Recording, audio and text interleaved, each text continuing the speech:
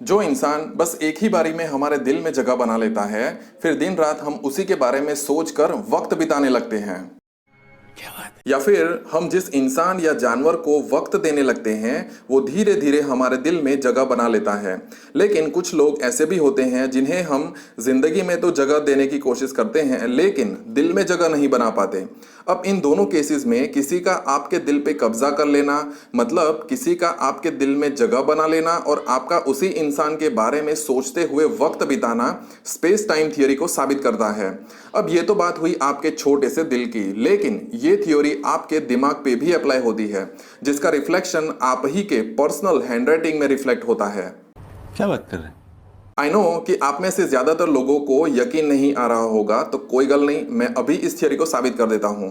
तो चलिए एक काम कीजिए, पेन और पेपर लीजिए और चाइनीज लैंग्वेज में कुछ लिख कर बताइए। आई नो कि हम में से ज्यादातर लोग चाइनीज लैंग्वेज लिख नहीं पाते या समझ नहीं पाते। अब इसके पीछे रीजन ये नहीं है क्योंकि वो डिफिकल्ट है, बल्कि इसलिए क्योंकि हमने उसे अपने दिमाग में जगह दी ही नहीं या फिर हमने उसे टाइम ही नहीं दिया। और इसका ऑपोजिट कि हम उसी लैंग्वेज को एक्सप्रेस कर पाते हैं जिसे हम बचपन से अपने दिमाग में जगह देने लगते हैं। जैसे आप अपनी मातृभाषा को ही ले लीजिए।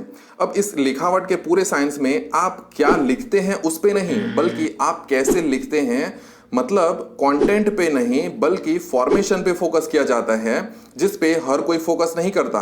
और वहीं पे स्पेस टाइम थ्योरी अप्लाई होती है।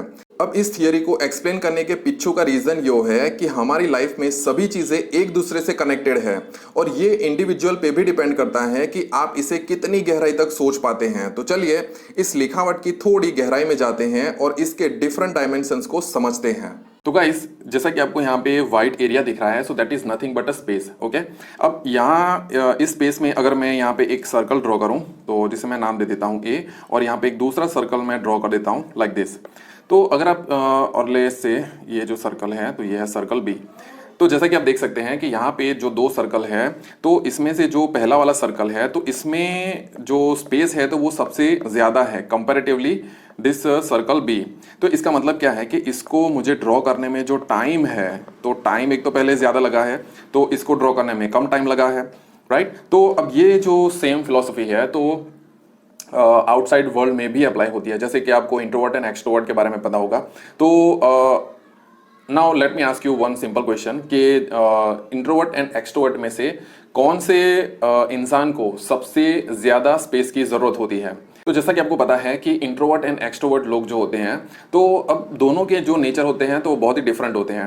तो अब यहाँ पे जो इंट्रोवर्ट होते हैं तो उनको जो है ना कम स्पेस में भी काम चल जाता है, जबकि जो एक्सट्रोवर्ट लोग होते हैं तो उनको ज्यादा स्पेस की जरूरत होती है, राइट। तो अब ये तो एक बेसिक अंडरस्टैंडिंग हो गई। अब चलिए जो हमारी थ्योरी है तो इसको एक डिफरेंट डायमेंशन से समझते हैं। तो चलिए अब हम बात करते हैं इंसानों की, और इंसानों के बारे में एक थ्योरी को समझते हैं। तो जैसा कि हम इंसानों की जो बॉडी है तो उसको प्राइमरीली 3 पार्ट में डिवाइड किया गया है, ठीक है। तो जिसमें सबसे पहले जो ऊपर वाला हिस्सा है, मतलब कि हमारी जो गर्दन है, अब देखिए ये जो थ्योरी है ना मेल फीमेल दोनों में एप्लीकेबल है, मतलब किसी भी जेंडर में एप्लीकेबल है, ठीक है। तो ये जो इंसान है, तो अब ये जो इंसान है तो इंसान के जो ऊपर का मतलब गर्दन के ऊपर वाला जो हिस्सा है ना, तो इसको कहा जाता है अपर जोन। अपर जोन का मतलब क्या होता है, अब देखिए ये जो एरिया है ना तो यहाँ पे आता है थिंकिंग, थिंकिंग, राइट। तो ये हो गया हमारा थिंकिंग वाला पार्ट, मतलब कि हमारा जो गर्दन का ऊपर का हिस्सा है तो वो ज्यादातर थिंकिंग में थिंकिंग का जो है वो काम करता है। अब देखिए थिंकिंग में बहुत सारी दूसरी चीजें भी आ जाती हैं, जैसे for example visualisation, visualisation, then ideas, ideas, then planning, planning, spirituality, spirituality, then imagination, imagination. तो ये सारी चीजें जो है तो वो कहाँ पे आती है, कौन से एरिया में आती है वो समझना है आपको, ठीक है। तो ये आती है हमारे अपर जोन में, ठीक है। तो ये हो गया आपका अपर जोन। अब देखिए ये जो है ना अपर जोन, अब देखिए जो नीचे वाला जो हिस्सा है ना, so this is called lower zone. Lower zone का मतलब क्या है कि ये जो हिस्सा है ना तो ये कहा जाता है एक्शन वाला पार्ट। तो ये जो एरिया है ना तो इसको कंसीडर किया जाता है एक्शन में। अब देखिए एक बहुत सिंपल सी चीज़ है कि जैसे कि लेट्स से फॉर एग्जांपल अगर आपके पास कोई आइडिया है, ठीक है, तो ये आता है थिंकिंग कैटेगरी में। अब देखिए ये मतलब कि अगर आप कोई आइडिया है और उसको जब तक आप एक्शन में कन्वर्ट नहीं करेंगे, मतलब कि आप इम्प्लीमेंट नहीं करेंगे, तब तक जो है उसका जो रिजल्ट है या जो भी है सक्सेस या फेलियर, तो वो आपको नहीं मिलने वाली, ठीक है।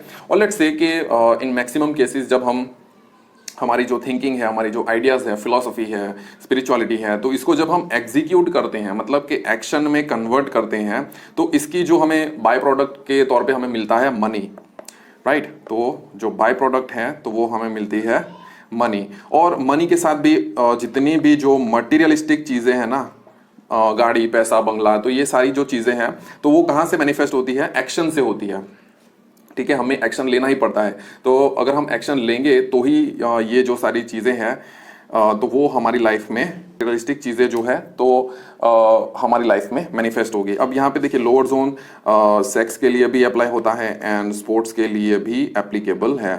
ओके, तो अब ये हो गया हमारा एक्शन वाला हिस्सा। और जो अब बाकी बचा जो है मिडल जोन। अब देखिए मिडल जोन है ना, तो ये मिडल जोन को कंसिडर किया जाता है हमारी डेली एक्टिविटीज में। अब देखिए डेली एक्टिविटीज का मतलब क्या है? डेली एक्टिविटीज जो है तो why we are considering in the daily activities, तो मिडल जोन में आते हैं हमारे जितने भी बॉडी ऑर्गन्स है, इंपॉर्टेंट बॉडी ऑर्गन्स, तो वो सारे मिडल जोन में आते हैं। मिडल जोन में जैसे कि आपका दिल हो गया, आपका स्टमक, आपके लंग्स और बाकी सारे जितने भी जो बॉडी ऑर्गन्स है तो सारे मिडल जोन में आते हैं। Okay, and communication is also fall in this category. Okay, now the point is that why I am telling you this logical and जो practical theory, because इसका ना जो हमारी राइटिंग है इससे बहुत ही कनेक्शन है। जैसे फॉर एग्जांपल अगर मैं लेट्स से अगर मैं इंग्लिश की बात करूं, तो इंग्लिश नहीं मतलब आप किसी भी लैंग्वेज की बात करें तो उन सभी लैंग्वेजेस में ये जो 3 जोन की जो थियरी है तो वहां पे अप्लाई होती है। कैसे? लेट्स से फॉर एग्जांपल अगर इंग्लिश की बात करूं तो जैसे कि अगर मैं अल्फाबेट ए लिखूं, then alphabet B and let's say G, तो यहाँ पे आप देख सकते हैं कि ए जो अल्फाबेट है ना, तो ये अगर आप इससे कंपेयर करेंगे तो ये जो अल्फाबेट है तो ये मिडल जोन में फॉल करता है, मतलब ए, ओ, बाकी सारे भी लेटर्स हैं। देन ये जो बी है तो जैसा कि आप देख सकते हैं यहाँ पे बी जो है तो ये जा रहा है अपर जोन में, और ये जो जी वाला लेटर है तो ये जा रहा है आपका लोअर जोन में। तो इस तरीके से ए, बी एंड जी जो है तो ये बाकी सारे लेटर्स भी हैं, तो आपको देखना है कि कौन सा लेटर कौन से जोन में जा रहा है, राइट। अब ये तो हुई जो है इंग्लिश की बात, लेकिन आप तकरीबन कोई भी लैंग्वेज ले लीजिए तो वो सभी लैंग्वेजेस जो है तो ये 3 जो जोन है तो उसमें आती ही है। जैसे अगर मैं गुजराती लैंग्वेज की बात करूं तो गुजराती में भी होता है। जैसे ये अगर मैं लिखूं तो यहाँ पे भी आप देख सकते हैं, तो यहाँ पे भी देखिए ये अपर जोन है, ये लोअर जोन है और ये मिडल जोन तो है ही, राइट। तो इस तरीके से किसी भी लैंग्वेज में, लेट्स से फॉर एग्जांपल अगर मैं हिंदी की भी बात करूं, सो लेट्स से अगर मैं इसको हिंदी में अगर हम लिखते हैं तो जैसा कि आपको पता है कि इस तरीके से हम लिखते हैं। तो यहाँ पे भी देखिए हिंदी में भी क्या है कि देखिए अपर जोन जा रहा है, ये जो मिडल जोन में भी लेटर्स हैं और लोअर जोन में भी काफ़ी सारे जो लेटर्स हैं तो वो भी जो है लोअर जोन में फॉल करते हैं। तो ये बेसिकली ये सेम जो थ्योरी है, ये जो मैंने आपको समझाई, तो ये राइटिंग में इस तरीके से एप्लीकेबल होती है। नाउ ये जो थ्योरी है जैसा कि आपने देखा कि कैसे ये थ्योरी जो है, अब इस थ्योरी में कैसे space and time theory applicable होती है। अब बहुत ही सिंपल सी बात है कि देखिए यहाँ पे जो लेट्स से ये जो व्हाइट एरिया आपको दिख रहा है ना, ये वाला, तो ये जितना भी व्हाइट एरिया है so that is nothing but space. अब जब आप लिखते हैं तो आप कौन से जोन में, जैसा कि मैंने आपको यहाँ पे बताया कि अपर zone, middle zone and lower zone, तो आप कौन से जोन को सबसे ज्यादा ऑक्यूपाई कर रहे हैं, ठीक है, या अपर जोन में आप ज़्यादा स्पेस को ऑक्यूपाई कर रहे हैं, मिडल जोन को ऑक्यूपाई कर रहे हैं, या लोअर जोन को आप ऑक्यूपाई कर रहे हैं, तो उसके ऊपर से आपकी जो लाइफ है तो वो काफ़ी इन्फ्लुएंस होती है। So let's say for example अगर मैं सदगुरु के हैंडराइटिंग की बात करूं तो सदगुरु के जो हैंडराइटिंग है सो उनके जो हैंडराइटिंग है तो वो काफ़ी ज़्यादा अपर zone and lower zone dominated है। तो इसका मतलब क्या है, तो उनका जो अपर जोन है, अपर जोन ये हो गया आपका मिडल जोन और ये हो गया आपका लोअर जोन। तो इस तरीके से जो उनका अपर जोन जो है तो वो काफ़ी ज़्यादा जैसे अगर मैं लिखूं so let's say somewhat like this, तो सदगुरु कुछ इस प्रकार लिखते हैं गोइंग लाइक दिस। सो इसका मतलब क्या है, तो देखिए यहाँ पे जैसे मैंने आपको जो थ्योरी बताई कि जो आपका अपर जोन है तो वो आता है आपके जो प्लानिंग, स्पिरिचुअलिटी, थिंकिंग प्रोसेस में आता है, और जो लोअर जोन है तो वो एक्शन वाले पार्ट में आता है। तो जैसा कि हम सदगुरु के हैंडराइटिंग में देख सकते हैं कि ये जो वहाँ पे ये जो थियरी है तो वो अप्लाई होती है। तो जैसे कि अपर zone and this is the lower zone. अब देखिए लोअर जोन में भी अपर जोन एंड लोअर जोन दोनों की अपने जो डिफरेंट डिफरेंट थ्योरीज हैं।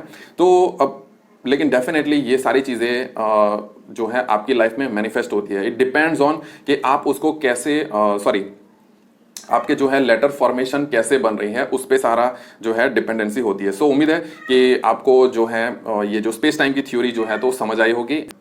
तो चलिए, उम्मीद है कि आपको ये जो स्पेस टाइम वाला कॉन्सेप्ट है तो वो इंटरेस्टिंग लगा होगा, एंड मिलते हैं हम अगले वीडियो में। And there was a beautiful line which I read somewhere and it was something like this कि magic happens when you give it space to exist, keep going.